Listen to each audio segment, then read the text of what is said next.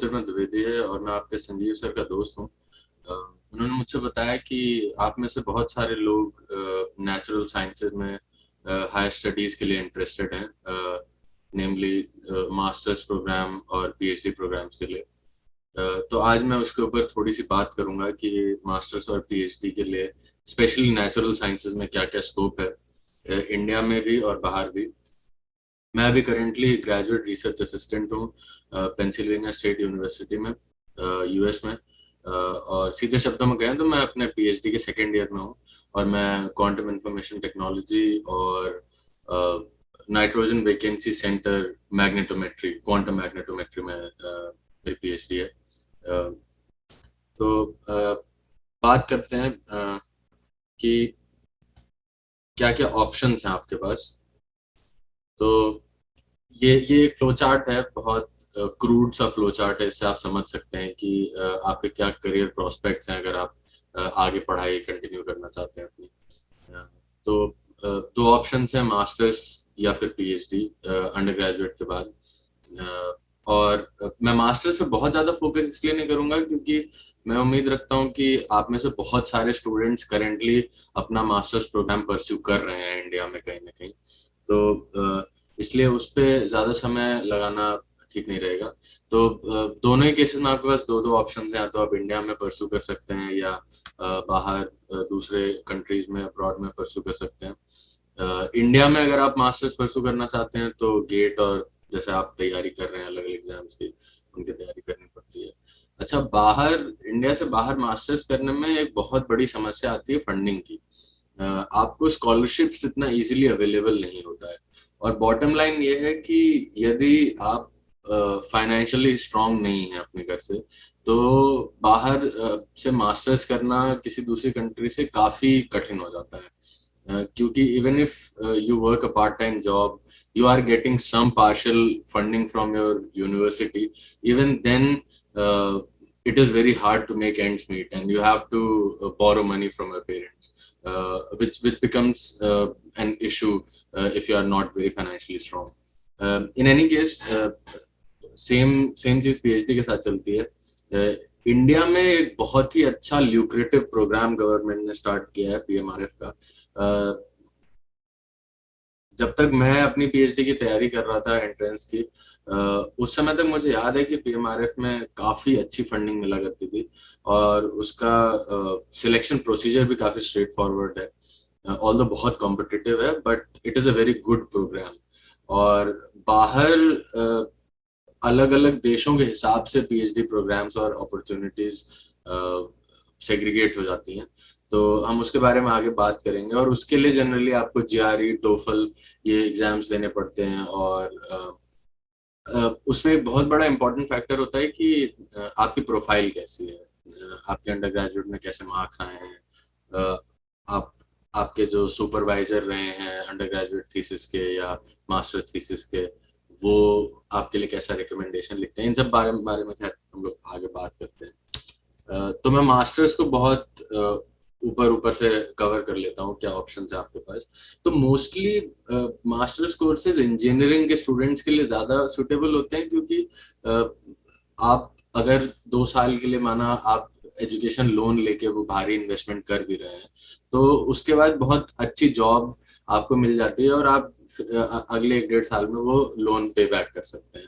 तो इसलिए engineering measures के लिए मास्टर्स ऑप्शन ज्यादा सूटेबल रहते हैं। उनके लिए इंडस्ट्री में मास्टर्स करने के तुरंत बाद ऑप्शंस बहुत ज्यादा हैं जॉब के।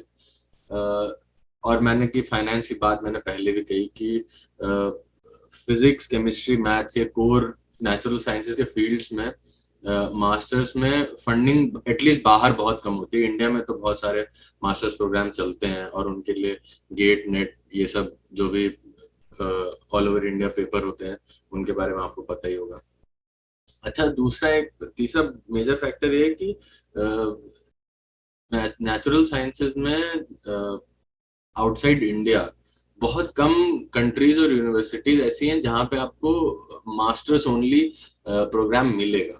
मोस्टली कंट्रीज और मोस्टली यूनिवर्सिटीज आपको इंटीग्रेटेड पीएचडी ऑफर करती हैं कि आप 4 साल का अंडर ग्रेजुएट करके इंडिया से आइए और हमारे यहाँ पीएचडी कंटिन्यू करिए। उसके पीछे कारण ये है कि जब आप किसी स्टूडेंट को दूसरे देश से लेते हैं तो आपको उसके ऊपर कुछ ना कुछ इन्वेस्टमेंट फंडिंग का करना पड़ता है। मास्टर स्टूडेंट्स बाहर की यूनिवर्सिटीज के लिए इतना अच्छा फंडिंग प्रोस्पेक्ट इसलिए नहीं है क्योंकि भाई वो 2 साल आपके ऊपर इन्वेस्टमेंट करेंगे और आप डिग्री लेके चले जाएंगे, तो उससे यूनिवर्सिटी को जिस डिपार्टमेंट में आप काम कर रहे हैं उनको कुछ नहीं मिलेगा। लेकिन अगर आप 4-5 साल के लिए वहां पीएचडी करेंगे तो जो डिपार्टमेंट आपके ऊपर पैसा खर्च करेगा उसका उनको एटलीस्ट कुछ आउटपुट मिलेगा, आप उनको लिए कुछ अच्छी रिसर्च करके जाएंगे। तो ये एक बहुत बड़ा ऑप्शन है कि universities at least physics chemistry math में प्योर साइंसेस के फील्ड्स में बहुत कम मास्टर्स ऑफर करती हैं। और जहां ऑफर होता भी है वो वो प्रोग्राम्स मतलब इतने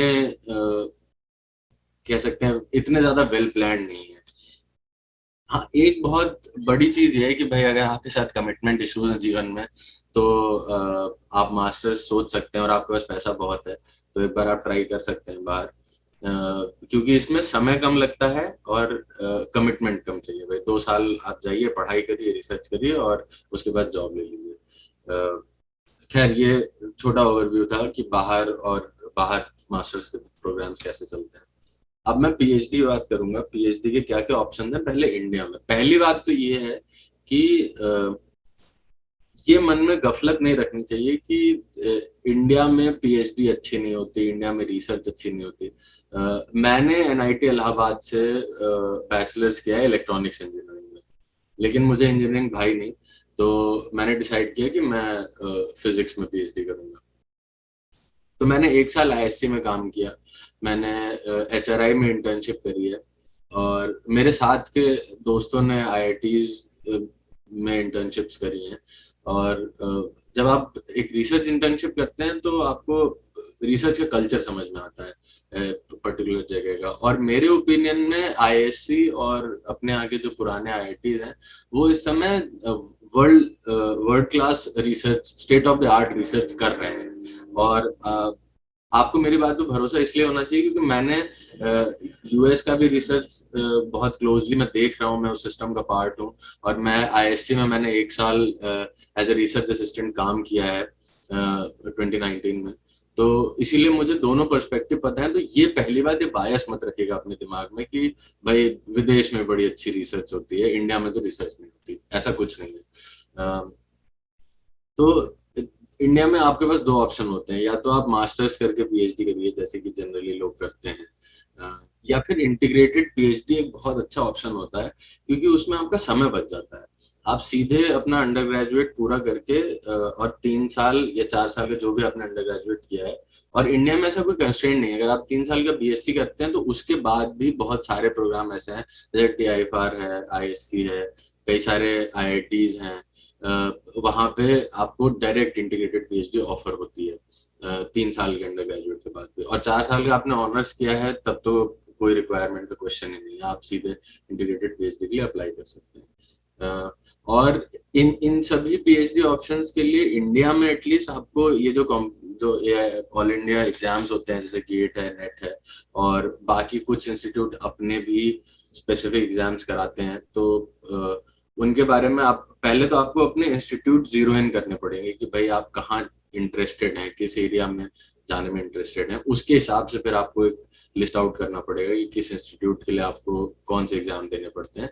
लेकिन इन जनरल गेट का एग्जाम मतलब सभी जगह यूजफुल होता है, गेट का स्कोर। एक ये पीएचडी के ऑप्शंस का ओवरव्यू था आपके लिए, लेकिन एक बहुत कोवेटेड पीएचडी प्रोग्राम जो इस गवर्नमेंट ने चलाया है अभी इंडिया में, वो है प्रधानमंत्री रिसर्च फेलोशिप, पीएमआरएफ। पीएमआरएफ में आपको लगभग मंथली स्टाइपेंड 70,000 रुपीज मिलता है। उसके ऊपर से आपको अपनी रिसर्च करने के लिए फंडिंग भी अलग से मिलती है। और उसका जो सिलेक्शन प्रोसेस है वो भी कंपैरेटिवली स्ट्रेट फॉरवर्ड है। उसमें गेट स्कोर्स नेसेसरी नहीं है आपके लिए हर फील्ड के लिए। आप अपना प्रोफाइल प्रिपेयर करिए, आपको एक रिसर्च प्रपोजल लिखना पड़ेगा कि आपके पास ये आइडिया है और आप इस आइडिया पे 5 साल काम करना चाहते हैं और ये इस कारण से फिजिबल है और इसलिए गवर्नमेंट को आपको फंडिंग देनी चाहिए। एक बार आपने इतना कर लिया, फिर आप अपनी एप्लीकेशन सबमिट करते हैं और आपको इंटरव्यू के लिए कॉल किया जाता है। और इंटरव्यू में भी आपके पास कई सारे ऑप्शंस रहते हैं। जैसे आप अपना जो रिसर्च प्रपोजल है वो मल्टीपल फील्ड्स, क्योंकि भाई आजकल इंटरडिसिप्लिनरी रिसर्च का काफी मतलब जोर चल रहा है, तो आप आपका एक रिसर्च प्रपोजल मल्टीपल फील्ड्स के अंदर आ सकता है।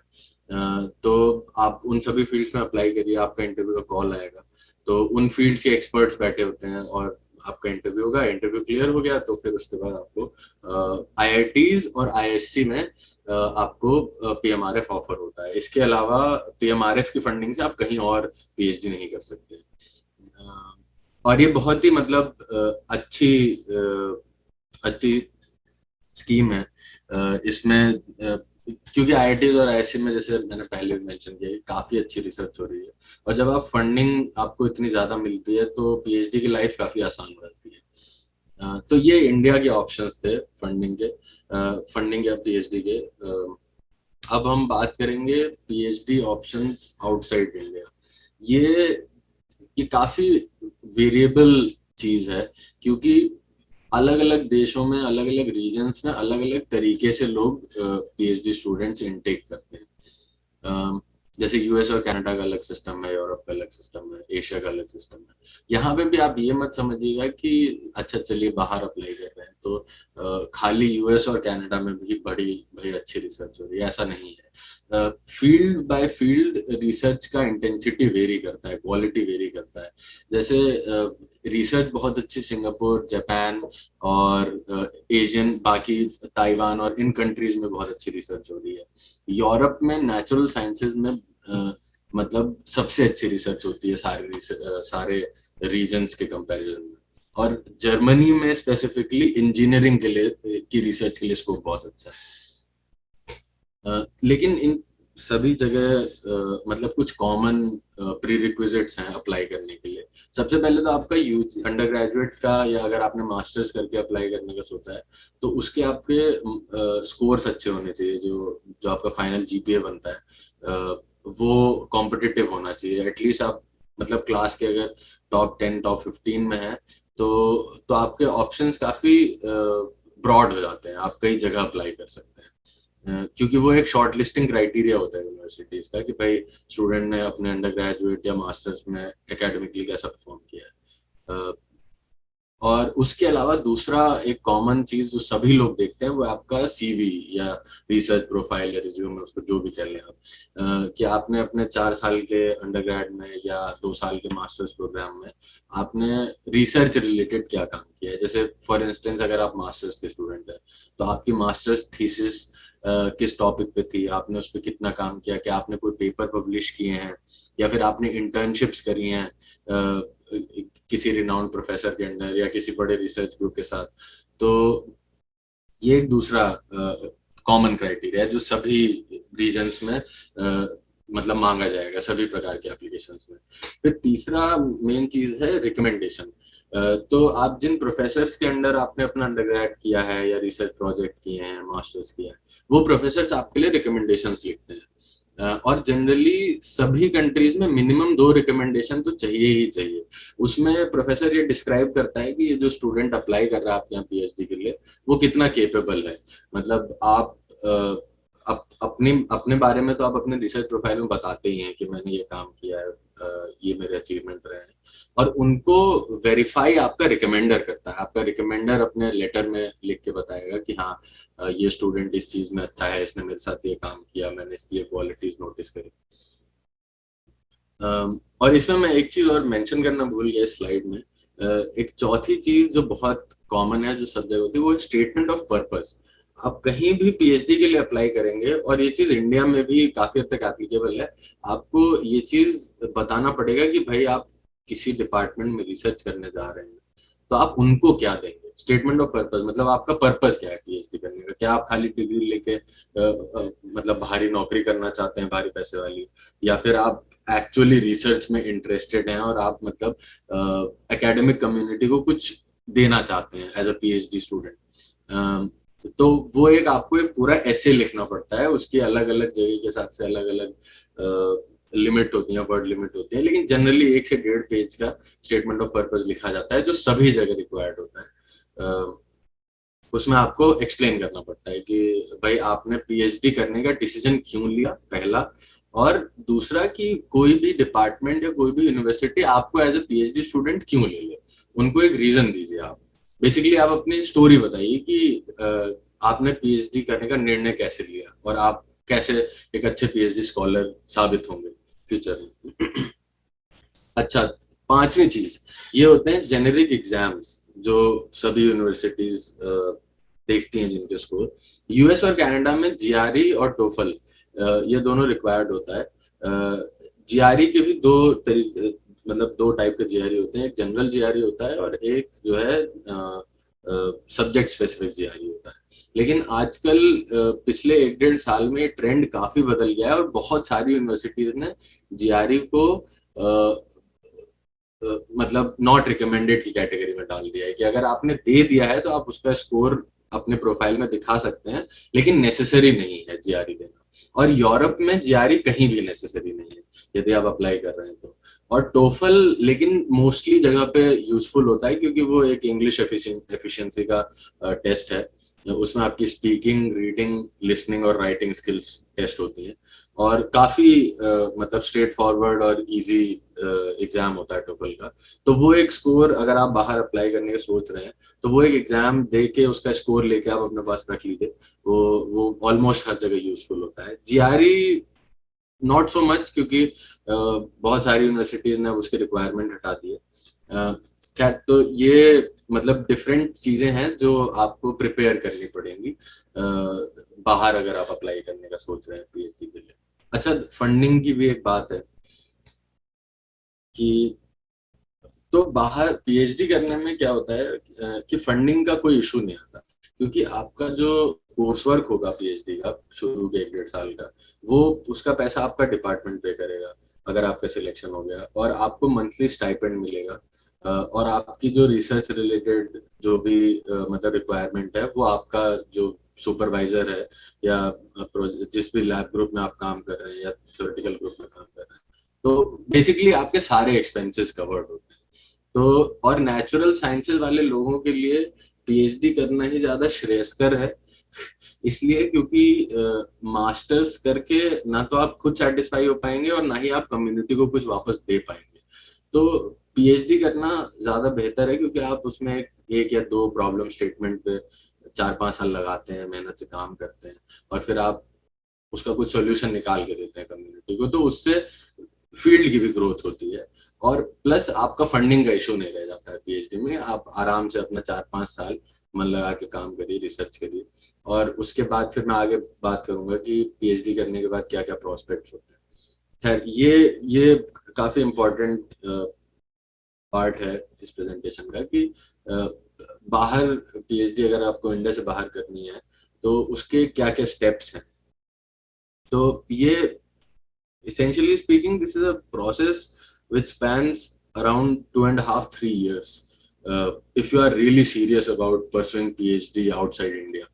Um, and PhD, doing a PhD in itself is a big life decision because you are committing to something for 4 or 5 years, and that too in your mid 20s, where you will not have a corporate job with a fat paycheck. So, it takes time. So there are 3 steps. पहला, आप explore करिए कि आप जिस भी field में under graduate कर रहे हैं, आप फिजिक्स में अंडर ग्रेजुएट कर रहे हैं, बीएससी ऑनर्स कर रहे हैं, बीएससी कर रहे हैं या मास्टर्स कर रहे हैं फॉर इंस्टेंस, या मैथ्स में कर रहे हैं, तो अलग अलग फील्ड होते हैं। जैसे फिजिक्स में है, मैं वही फिजिसिस्ट हूँ तो मैं आपको वही बताऊंगा कि कंडेंस मैटर फिजिक्स है, एस्ट्रोफिजिक्स है, कॉस्मोलॉजी है, हाई एनर्जी फिजिक्स है, सॉफ्ट मैटर फिजिक्स है। ये अलग अलग सब फील्ड हैं फिजिक्स के। फिर इनमें भी आगे फर्दर डिस्टिंक्शन हो जाता है, लेकिन अंडर ग्रेजुएट या मास्टर्स में आपको पहला काम ये करना है कि आप अपना इंटरेस्ट आइडेंटिफाई करिए कि भाई मैं फिजिक्स पढ़ रहा हूँ लेकिन मुझे मैग्नेटिज्म बड़ा अच्छा लगता है। मैंने इसलिए एग्जांपल दिया कि मैं मैग्नेटिज्म में काम करता हूँ, तो मुझे मैग्नेटिज्म बड़ा अच्छा लगता है। तो वो आपका एक सब फील्ड हो गया इंटरेस्ट का कि मैं कंडेंस मैटर फिजिक्स में इंटरेस्टेड हूँ। अब उसमें डिपेंड करता है कि आपका इंक्लिनेशन कैसा है, आप एक्सपेरिमेंट करना चाहते हैं, आप थ्योरी करना चाहते हैं। तो पहला काम क्या है कि आप अपना इंटरेस्ट आइडेंटिफाई कर लीजिए। फिर दूसरा काम ये है कि आप जहाँ पे अपना अंडरग्रेड कर रहे हैं, मास्टर्स में तो आपको थीसिस लिखनी पड़ती है, तो आपके पास ऑटोमेटिकली एक सुपरवाइजर होगा ही। लेकिन अगर आप अंडर ग्रेजुएट से सोच रहे हैं पीएचडी करने का, तो अपने इंस्टीट्यूट में अपने सब फील्ड, जो आपने रिसर्च एरिया अपना इंटरेस्ट आइडेंटिफाई किया है, उसमें कोई प्रोफेसर, कोई रिसर्च ग्रुप काम करता होगा, तो आप उनसे बात करिए, उनको ईमेल करिए, और उनके साथ मतलब अपने ही इंस्टीट्यूट में जहाँ पढ़ रहे हैं वहां पे पहले शॉर्ट टर्म समर प्रोजेक्ट करके देखिए। और ये उसका पर्पज ये रहेगा कि आपको ये समझ में आ जाएगा कि आप रिसर्च कर पाएंगे कि नहीं लॉन्ग टर्म। आपको मतलब एक फ्लेवर मिल जाएगा चीजों का कि भाई आखिर रिसर्च होती कैसे है। दूर से देख के तो बहुत सारी चीजें अच्छी लगती हैं। तो ये पहला स्टेप है कि पहले आप अपना इंटरेस्ट आइडेंटिफाई करिए, उसके बाद आप एक सुपरवाइजर पकड़िए, उसके साथ एक समर प्रोजेक्ट करिए। एक बार ये हो गया, आपको लग गया कि हाँ भाई मैं रिसर्च कर सकता हूँ, उसके बाद फिर आप इंडिया में ही या फिर बाहर भी रिसर्च इंटर्नशिप खोजने का प्रयास करिए कि किसी एक समर में अपने इंस्टीट्यूट से बाहर जाके आप रिसर्च इंटर्नशिप करें। मैंने जब एनआईटी इलाहाबाद में स्टार्ट किया था अपना बीटेक, तो मैंने फर्स्ट ईयर के समर्स में एक हमारे इंस्टीट्यूट में फिजिक्स के प्रोफेसर थे, मैंने उनके साथ एक शॉर्ट टर्म प्रोजेक्ट किया। उसके बाद सेकेंड ईयर में मैं इसी तरह मैं एचआरआई गया, हरिश्चंद्र रिसर्च इंस्टीट्यूट। वहां पे मैंने एक थ्योरेटिकल फिजिसिस्ट हैं प्रोफेसर प्रसन्नजीत सिंह, मैंने उनके साथ इंटर्नशिप करी विजिटिंग स्टूडेंट प्रोग्राम समर में। और उसके बाद मैं थर्ड ईयर में मैं कनाडा गया, माईटैक्स करके एक प्रोग्राम होता है, और वहां पे मैंने एक एक शॉर्ट टर्म 2 महीने का रिसर्च प्रोजेक्ट किया जो कि फुली फंडेड था। तो कहने का अर्थ है कि पहले अपने इंस्टीट्यूट में एक मतलब रिसर्च प्रोजेक्ट करिए शॉर्ट टर्म, और फिर उसके बाद इंस्टीट्यूट से बाहर निकल के कहीं एक इंटर्नशिप करिए, तो आपको समझ में आ जाएगा कि रिसर्च का कल्चर कैसा है आपके फील्ड में। अब ये हो गया आप, और इससे पहला तो क्वेश्चन ये सॉल्व हो जाता है कि भाई आपके फील्ड में कल्चर क्या है, रिसर्च फील्ड में वो आपको पता चल जाएगा कि आप आगे भाई 5 साल पीएचडी में सरवाइव कर भी पाएंगे कि नहीं अपने फील्ड में। दूसरी बात, आप जब इंटर्नशिप करते हैं अलग अलग प्रोफेसर के अंडर में, तो वो आपके पोटेंशियल रिकमेंडर बन जाते हैं। कल को जब आप पीएचडी के लिए अप्लाई करेंगे 2 साल बाद या 1 साल बाद, तो वही जिसके जो भी प्रोफेसर के साथ आपने काम किया है वही आपका रिकमेंडेशन लिखेगा। तो ये मतलब एक अच्छा प्रोसेस है, स्ट्रीमलाइन प्रोसेस है। उसके बाद दूसरा पार्ट है, एक बार आपने ये काम कर लिया, आपने अपना एरिया आइडेंटिफाई कर लिया, आपने 2 एक प्रोजेक्ट कर लिए, तो आपको समझ में आ जाएगा कि अच्छा भाई ये फला ग्रुप है इस कंट्री में या इंडिया में ही, ये बड़ा अच्छा काम करते हैं, ये प्रोफेसर बड़ा अच्छा काम करते हैं। तो आप वो शॉर्ट लिस्ट करिए कि भाई ये यूनिवर्सिटी का ये डिपार्टमेंट है और ये प्रोफेसर मुझे बहुत पसंद है, इनके साथ मैं पीएचडी करना चाहता हूँ। देखिए, पीआई खोजना, अपना सुपरवाइजर खोजना, ये मजाक की बात नहीं है। सुपरवाइजर खोजना जीवन का ब्याह से पहले सबसे इम्पोर्टेंट डिसीजन होता है अगर आप पीएचडी करने का है तो, क्योंकि उस व्यक्ति के साथ आपको 5 साल पे 4 से 5 साल आपको बिताने हैं, और आपके सुपरवाइजर पे ही निर्भर करेगा कि आपकी पीएचडी कैसे चलती है और आप सरवाइव कर पाते हैं कि नहीं। तो इसलिए वो चॉइस करना बहुत जरूरी है कि भाई आप काम ऐसा उठाएं जिससे आपको मतलब मोहब्बत हो, और पीआई ऐसा उठाएं जो सपोर्टिव हो, जो मतलब आपके इंटरेस्ट को समझ सके, आपके कैलिबर की रिस्पेक्ट करे।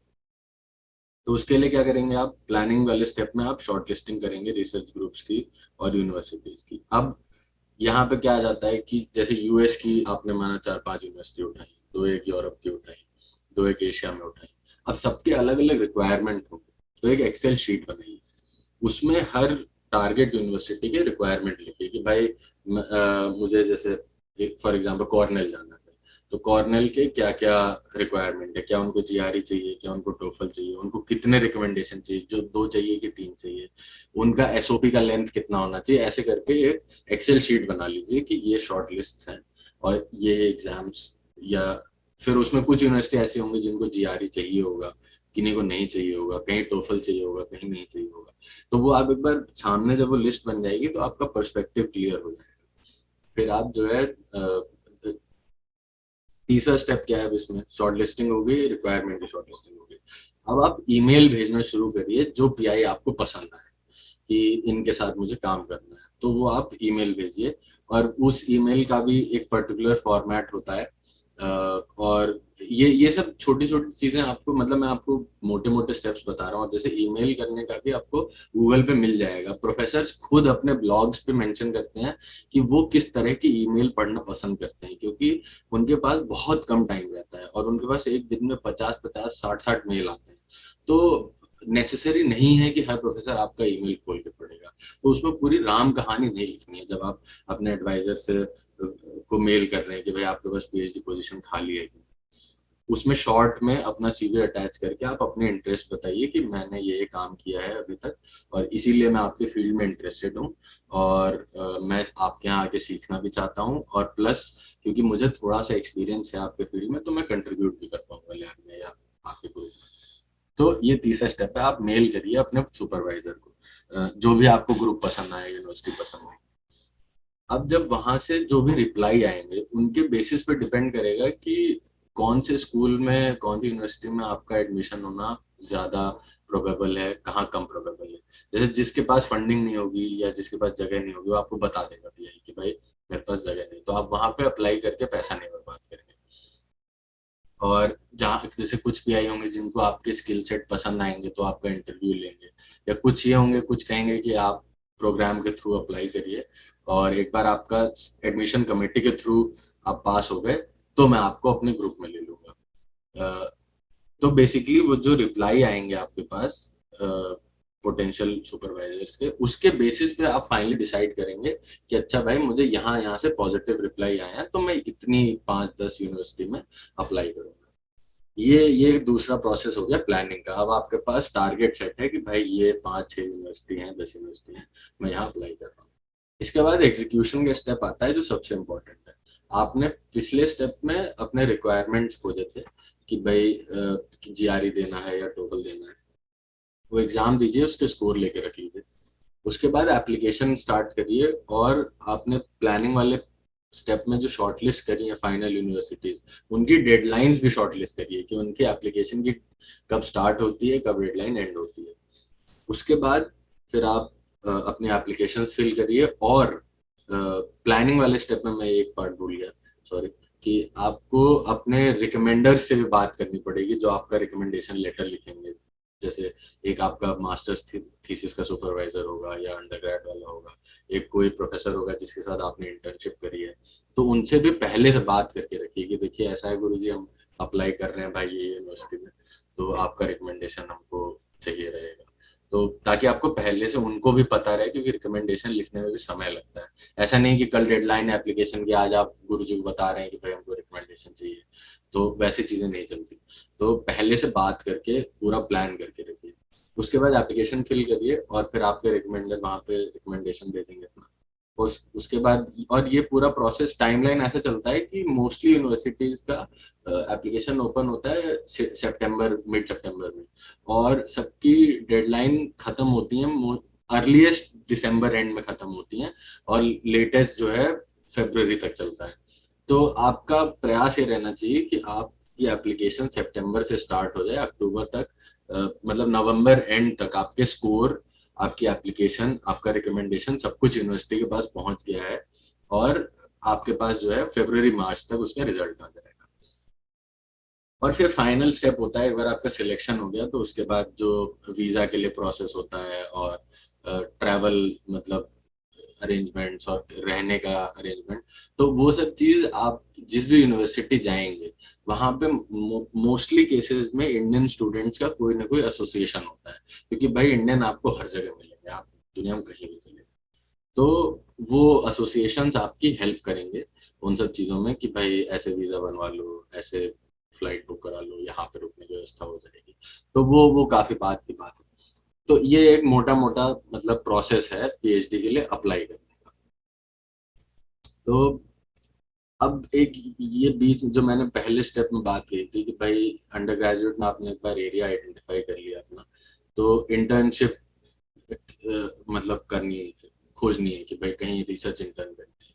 तो इंडिया में ये कुछ गिवन प्रोग्राम्स हैं जो मैंने अपने टाइम में अप्लाई किए थे। जैसे एचआरआई का विजिटिंग स्टूडेंट प्रोग्राम बहुत अच्छा है, उसमें आपको स्टाइपेंड भी मिलता है कुछ बेसिक, और दो 2 महीने के लिए आपको समर्स में किसी अच्छे पीआई के साथ काम करने का मौका मिलेगा।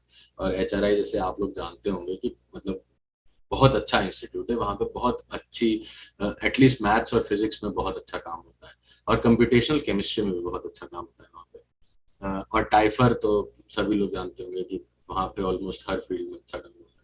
और टाइफर का अपना एक समर इंटर्नशिप प्रोग्राम चलता है, उसका पर्टिकुलर नाम मैं भूल रहा हूँ, लेकिन आप मतलब गूगल पे देख सकते हैं। और फिर आईआईटीज की अपनी समर इंटर्नशिप मतलब प्रोग्राम चलते हैं। और इन सब जगहों पे भी एप्लीकेशन प्रोसेस वही सिमिलर होता है कि आपने एक स्टेटमेंट ऑफ पर्पस लिखा कि भाई मैं आपके यहाँ इसलिए इसलिए इंटर्न करना चाहता हूँ, और फिर आपके अंडर ग्रेजुएट के एडवाइजर ने एक रिकमेंडेशन लिखा या 2 रिकमेंडेशन, और वो उसी इंटर्नशिप्स का भी प्रोसीजर सिमिलर होता है जैसा पीएचडी अप्लाई करने का होता है। और बाकी आखिरी ऑप्शन ये है कि आप पर्सनली ईमेल भी कर सकते हैं प्रोफेसर्स को कि मैं फलाने कॉलेज में सेकेंड ईयर का स्टूडेंट हूँ, थर्ड ईयर का स्टूडेंट हूँ, और मैं आपके साथ काम करना चाहता हूँ, मैं ये सब्जेक्ट में मेजर कर रहा हूँ, तो आपके पास जगह खाली है कि नहीं। तो बहुत केसेस में ऐसा भी होता है कि प्रोफेसर्स के पास मतलब एक्सटर्नल कुछ फंडिंग होती है जिससे वो ऑटोनॉमसली आपको हायर कर सकते हैं एज ए रिसर्च असिस्टेंट या एज एन इंटर्न 2 महीने 3 महीने के लिए। तो ये और आईएससी का भी, आईएससी में अगर आपको इंटर्न करनी है तो ये तरीका काफी अच्छा रहता है। उनके मतलब प्रोफेसर्स के जो वेब पेज होते हैं, ग्रुप की वेबसाइट होती है, उस पर मेंशन रहता है कि उनको इंटर्न्स की जरूरत है कि नहीं। अच्छा, अब्रॉड की जो इंटर्नशिप्स हैं वो भी बहुत अच्छी होती हैं। अगर आपने अपने सेकेंड थर्ड ईयर तक अच्छा प्रोफाइल बना लिया है, थोड़ी बहुत रिसर्च करी है, आपके मार्क्स अच्छे हैं, तो आप बाहर भी अप्लाई कर सकते हैं। और ये काफी अच्छा एक्सपोजर होता है कि आप बाहर भी जाके देखिए कि भाई कनाडा में, यूएस में, यूरोप में कैसा है रिसर्च का कल्चर। आप वहां पे कल को 5 साल के लिए जाएंगे पीएचडी करने, तो आप सरवाइव कर पाएंगे कि नहीं। जैसे for instance Indian students generally Australia, US और कनाडा प्रेफर करते हैं, क्योंकि वो इंग्लिश स्पीकिंग कंट्रीज हैं, और हमारी सारी जो प्राइमरी एजुकेशन है वो सब इंग्लिश में हुई है। तो वहाँ पे जनरल सर्वाइवल काफी इजी होता है कि आप भाई मार्केट जा रहे हैं, बाहर जा रहे हैं, तो लोगों से बात करने में दिक्कत नहीं होती।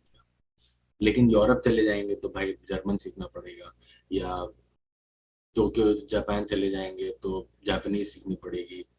4-5 साल भाई रहना है वहां पे आदमी, आपको अब भिंडी खरीदनी है, तो आप जाके कैसे बात करेंगे भाई जापानीज में, तो आपको बताना पड़ेगा ना कि भाई मुझे भिंडी खरीदनी है।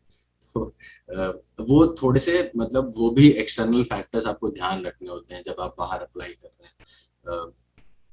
तो ये इंटर्नशिप्स हैं बहरहाल। माई टैक्स कनाडा की इंटर्नशिप है, फुली फंडेड प्रोग्राम है। और ये कहना अतिशयोक्ति नहीं होगी कि बेनतहा पैसा देते हैं माई टैक्स वाले अपनी इंटर्नशिप में, क्योंकि मैं गया था 2 महीने के लिए, और बहुत अच्छा एक्सपीरियंस रहा, बहुत अच्छा एक्सपोजर रहा।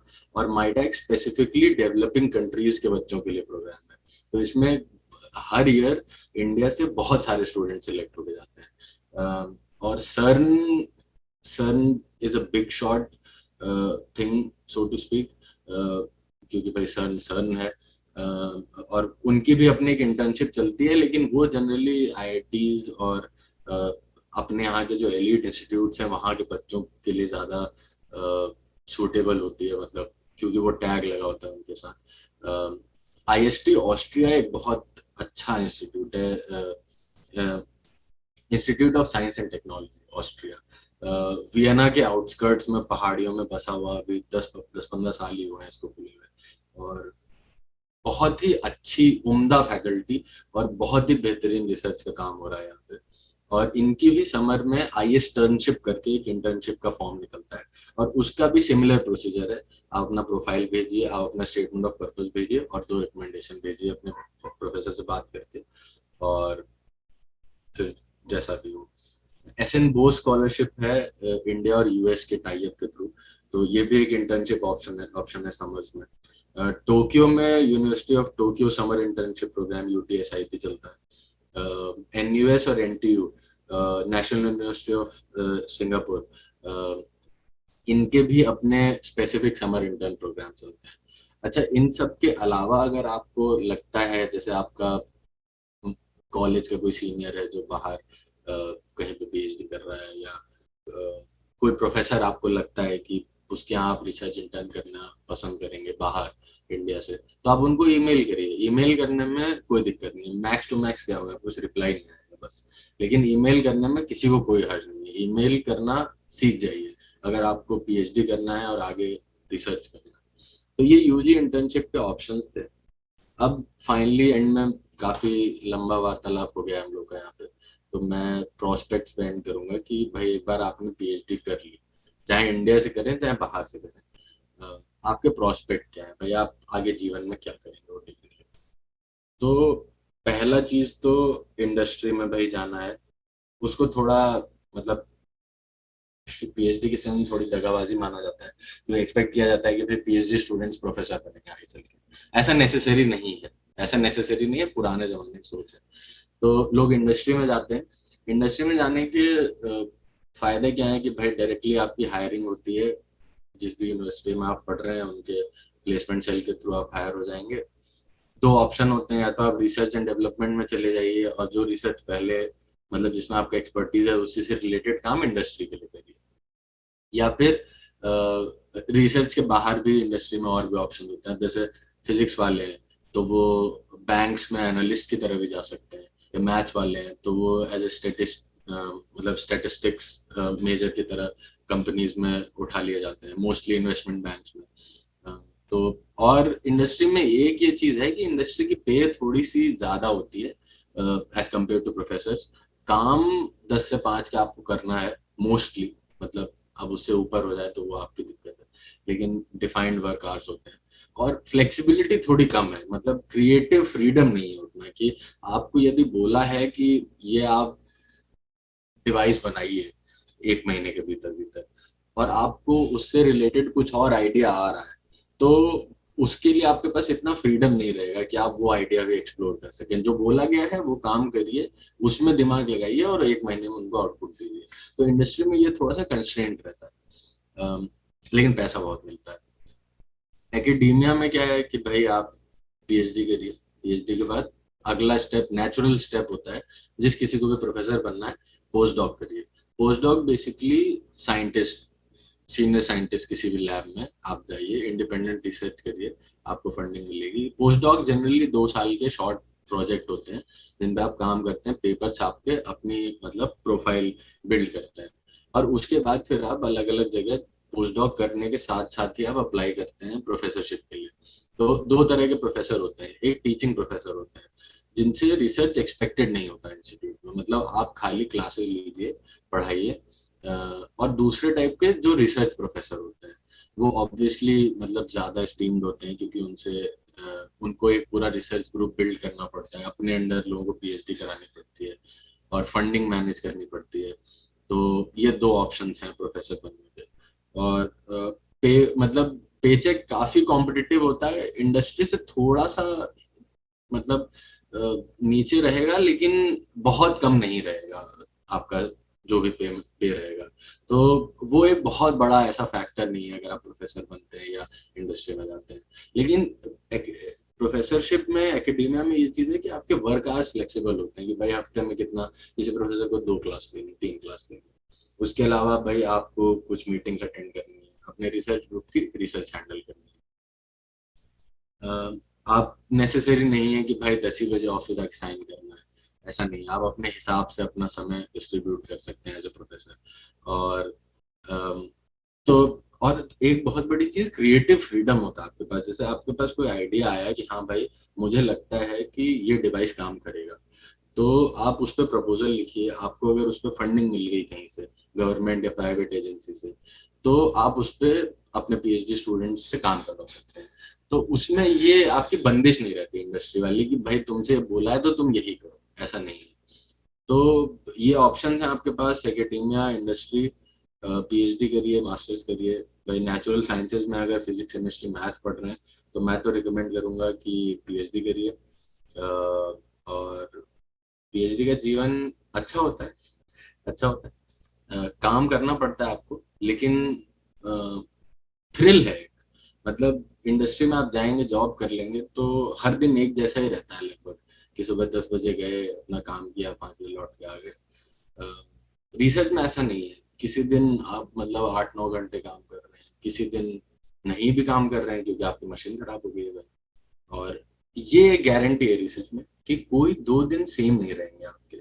आज आप कुछ कर रहे हैं और वो आपका सैंपल काम कर रहा है, कल को आप कुछ और करेंगे और वही सेम सैंपल काम नहीं करेगा। तो एक थ्रिल है रिसर्च करने में, ये मेरा पर्सनल ओपिनियन है। होपफुली आपको थोड़ा तो आइडिया लग ही गया होगा कि कैसे इन सब चीज़ों के बारे में तैयारी करनी है। और बाकी आपको और कोई दिक्कत हो या कुछ डाउट्स हो तो आप संजीव सर के थ्रू मुझसे चीज़ें पूछ सकते हैं। Thank you all for listening. I hope कि आप में से बहुत सारे लोग आगे पीएचडी परसू करेंगे और रिसर्च के एरिया में बड़े बड़े कॉन्ट्रीब्यूशंस देंगे। Thank you.